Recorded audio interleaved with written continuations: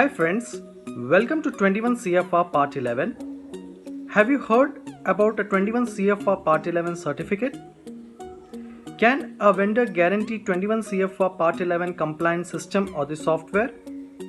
Is it necessary to have a 21 CFR Part 11 certificate?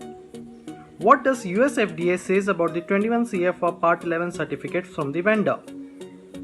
You can get answers to all these questions in this video. Those who have not subscribed to our YouTube channel, I would like to request you that please subscribe our YouTube channel and hit the like button of our Facebook page to follow the Facebook page and get more updates.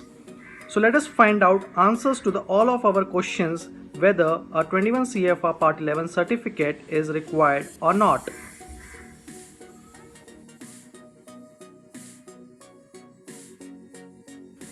#21 CFR Part 11 basically applies to the medical device manufacturers, pharmaceutical companies and the life sciences organization. The 21 CFR Part 11 applies when the electronic records are required to maintain in place of paper records. It also applies when electronic records are required to maintain along with the paper printouts. The records that are required to submit to the FDA in the electronic format, then also the 21 CFR Part 11 is required. And if you intend to use electronic signature instead of handwritten signature, then also the 21 CFR Part 11 applies. To meet these basic requirements, many pharma companies approach the vendors for the software either in a standard or a customized format to bridge these gaps.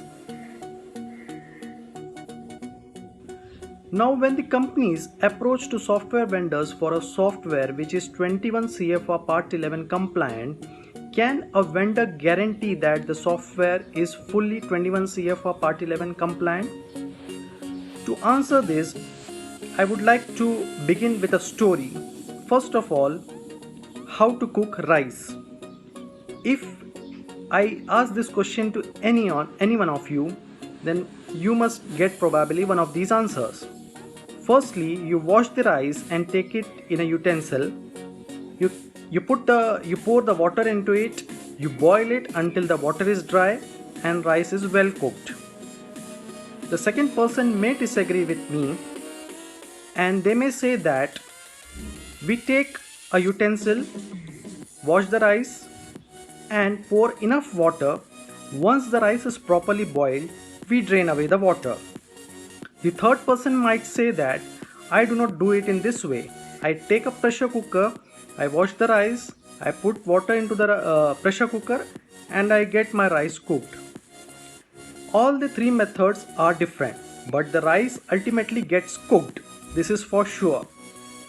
But into all of these methods, can a utensil manufacturer claim that the rice will be cooked properly? The answer to this is no. So, can any vendor claim their system to be 21 CFR Part 11 turnkey compliant? The answer to this is no, because the 21 CFR Part 11 requires to have both technical as well as procedural control. For example, you create a user ID in the software. Now, if a user has left the organization, then you have sufficient controls in your software to disable the ID. But if the SOPs are not followed to disable the ID, then you are not following the compliance. That means your system entirely is not in compliance.